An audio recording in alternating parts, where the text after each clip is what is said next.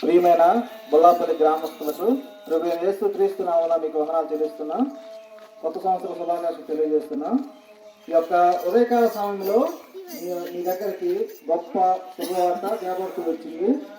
ఏంటయ్యా అంటే ప్రభువైన యేసుక్రీస్తు వారి గురించి చెప్పడానికి దేవుడు వెళ్ళిన వారు వచ్చి ఉన్నారు.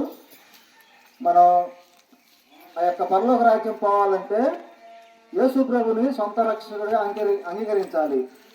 సొంత రక్షకుడిగా అంగీకరించాలంటే యేసు ప్రభువా మీ యొక్క రక్తంతో నన్ను కడిగి పవిత్రపరచమంటే ఆయన కడగడానికి సిద్ధంగా ఉన్నాడు అన్నమాట. ఆయన మన పాపముల నిమిత్తము దేవుడు ఎంతో హింస బాధ పొందుతూ వచ్చినాడు. మనం ఆ యొక్క నిత్య రాజ్యంలో ఉండాలంటే ఆ యొక్క యేసు ప్రభు వారి రక్తం ద్వారా మన హృదయం కడగబడితే ఆ యొక్క నిత్య రాజ్యంలో మనం ఉంటామన్నమాట. యేసు ప్రభు మనం చేయాల్సింది ఏంటంటే యేసు ప్రభువా నీ యొక్క రక్తంతో కడిగిన పవిత్రపరచమంటే ఆయన కడగడానికి సిద్ధంగా ఉన్నాడు అన్నమాట. ఈ క్షణంనే మనం యేసు ప్రభు వారిని అడిగితే గొప్ప రక్షణ ఇస్తామన్నమాట. సిలువపై మరణించావు యేసు, సిలువపై మరణించావు, ముక్తిని యేసు నామం, శాంతిని యేసు నామం, ముక్తిని యేసు నామం, శాంతిని యేసు నామం. మన పాపములను పరిహరింప, మన పాపములను పరిహరింప యేసే బలియాయెన్, సిలువలు యేసే బలియాయెన్, యేసే బలియాయెన్, సిలువలు యేసే బలియాయెన్, ముక్తిని యేసు నామం, శాంతిని యేసు నామం, ముక్తిని యేసు నామం, శాంతిని యేసు నామం.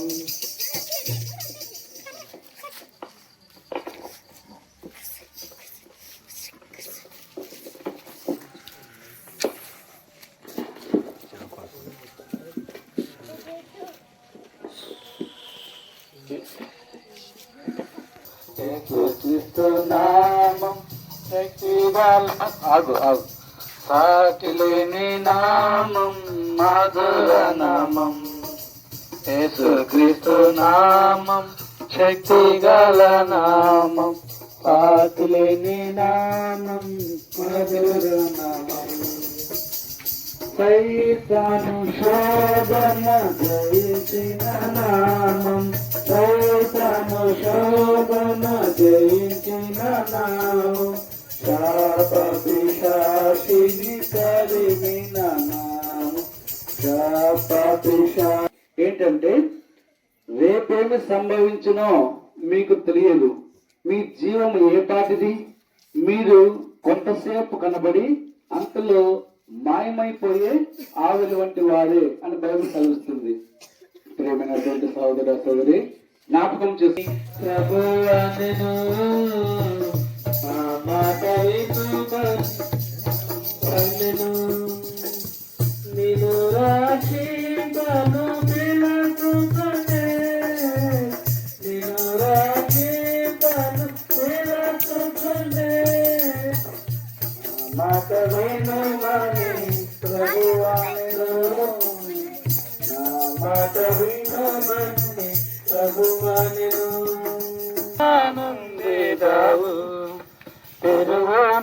హృదయ ద్వారంబు నేడే ప్రభుయేసునందు రక్షణ కలదు. నిర్లక్ష్యముగా జీవించనేలా, నిర్లక్ష్యముగా జీవించనేలా, వేచి ఉన్నది తీర్పుని కొరకై.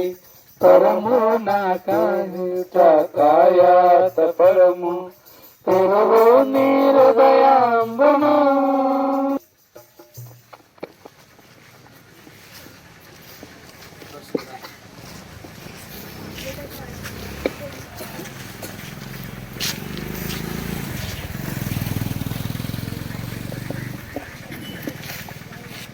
ప్రియమైన బొల్లాపల్లి గ్రామ ప్రజలకు యేసుక్రీస్తు వారి పేరట శుభాభివందనములు తెలియజేస్తున్నాం. అలాగే నూతన సంవత్సర శుభాకాంక్షలు కూడా తెలియజేస్తున్నాం. ఈ మధ్యకి పాటలు పాడుకుంటూ ఎందుకు వచ్చామంటే యేసుక్రీస్తు వారి శుభవర్తమానం మీకు తెలియజేద్దామని ఈ మధ్యకి వచ్చాం.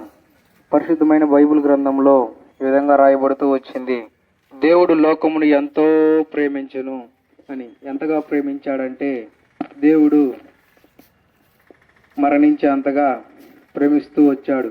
ఆ ప్రేమ వర్ణాతీతమైన ప్రేమ, ఆ ప్రేమ శాశ్వతమైన ప్రేమ, ఆ ప్రేమ వెలుగుతున్న వారిని లోపలికి తీసుకొచ్చే ప్రేమ, ఆ ప్రేమ చెప్పనాశక్తిని మహిమాయుక్తమైన సంతోషం ఇచ్చే ప్రేమ, ఆ ప్రేమ సమాధానం ఇచ్చే ప్రేమ, ఆ ప్రేమే యేసు ప్రేమ, క్రీస్తు ప్రేమ.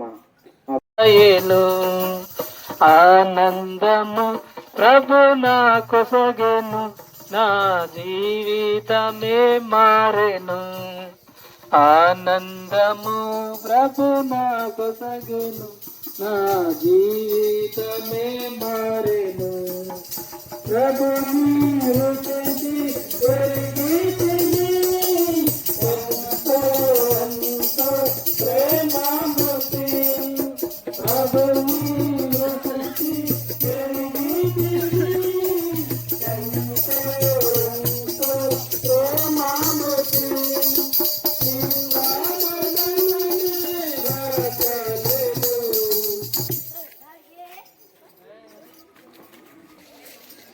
పరిశుద్ధ గ్రంథమైన బైబిలే ఈ విధంగా చదివిస్తుంది, శాశ్వతమైన ప్రేమతో నేను నిన్ను ప్రేమించుచున్నాను. ప్రభు అయిన యేసుక్రీస్తు వారు చదివిస్తున్నారు. మరి చూడరా, మరి యేసుక్రీస్తు ప్రభు వారు శాశ్వతమైన ప్రేమతో నిన్ను ప్రేమిస్తున్నాడు. మరి ఈ లోకంలో ఉన్న ప్రేమ అది స్థిరమైన ప్రేమ కాదు, అది నమ్మకమైన ప్రేమ కాదు. కానీ యేసు ప్రభు వారు నిన్ను శాశ్వతంగా ప్రేమించే దేవుడుగా ఉంటున్నాడు. మరి ప్రియులారా, మరి నీకు ఆ యొక్క శాశ్వతమైన ప్రేమ కావాలంటే యేసు వద్దకు రా. పరలోకములో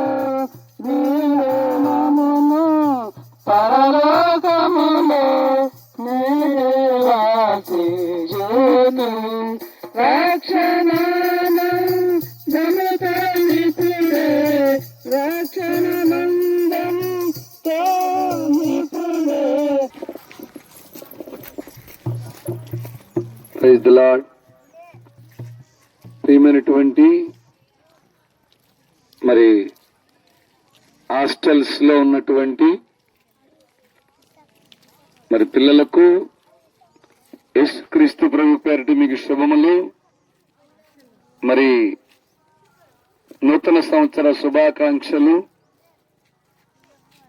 ఈరోజు దేవుడు మరొక సంవత్సరాన్ని మనందరికీ ప్రసాదించాడు యేసు స్వామి.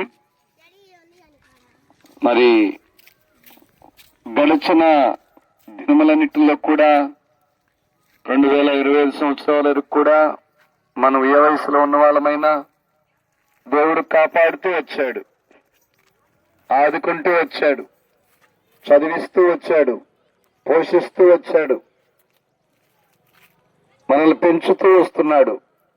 యేసుక్రీస్తు ప్రభువారు అలా తల్లిదండ్రుల గర్భములో వేసి ఇలా తీసుకుని విద్యాబుద్ధులు నేర్పిస్తూ ఆయన పగలు రాత్రి కాచి కాపాడేవాడు.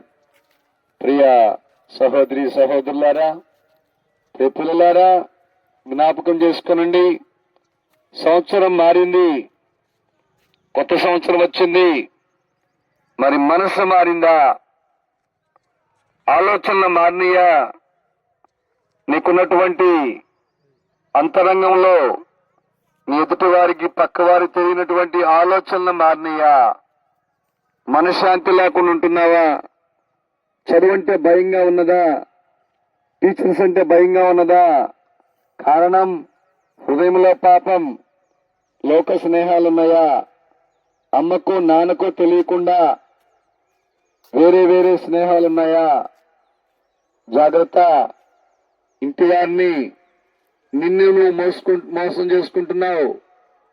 ప్రభు చూస్తున్నాడు.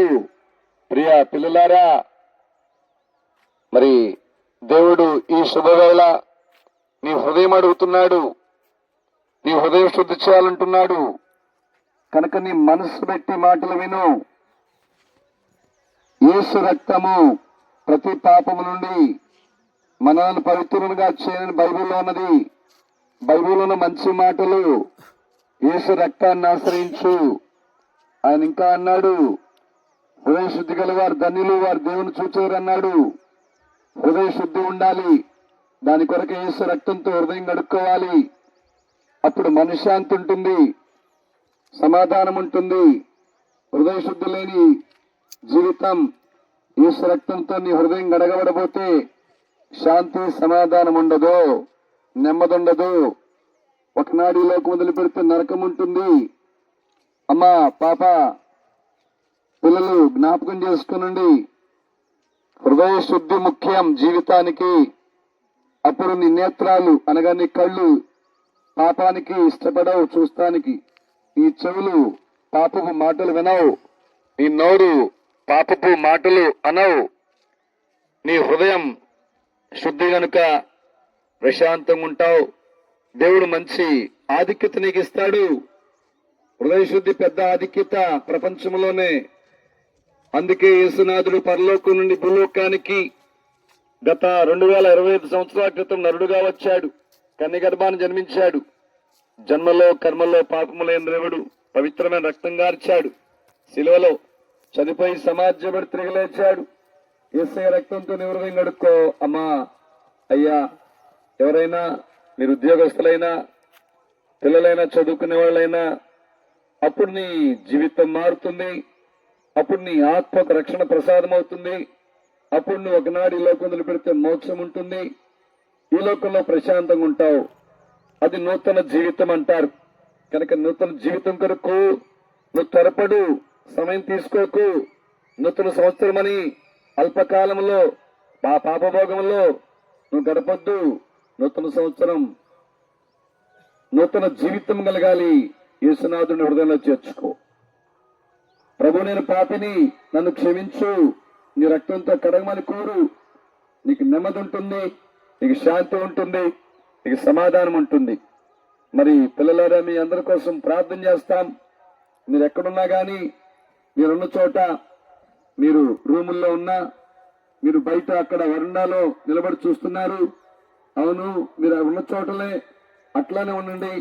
మోకరించగలిగితే మోకరించండి, కళ్ళు మూసుకోనండి. మీ కొరకు మేము ప్రార్థన చేస్తాం. పాప కళ్ళు మూసుకోనండి. వారికి జై, బరాకవాసనేశ్వరు వారికి జై, హల్లెలూయా. హల్లెలూయా.